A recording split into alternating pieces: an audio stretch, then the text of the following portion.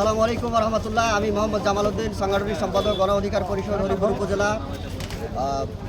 আপনারা জানেন গত 11 তারিখ যে তফসিল ঘোষণা হয়েছে, তফসিল ঘোষণাকে কেন্দ্র করে আমরা নির্বাচন কমিশনারের প্রতি শ্রদ্ধা রেখে গণ অধিকার পরিষদের অ্যাডভোকেট প্রার্থী, গণ অধিকার পরিষদের সিনিয়র সহসভাপতি, গণ অধিকার পরিষদের মুখপাত্র জনাব ফারুক হাসান ভাইয়ের যে লিফলেট, যে ফেস্টুন, পোস্টার ছিল, আমরা সেগুলো নির্বাচন কমিশনারের প্রতি আস্থা রেখে সেগুলো আমরা সরিয়ে ফেলতেছি এবং নির্বাচন কমিশনারের প্রতি আমাদের পূর্ণ আস্থা রেখে আমরা আগামী দিনে ট্রাক মার্কা নিয়ে ঠাকুরগাঁ 2 আসনে নির্বাচন করব।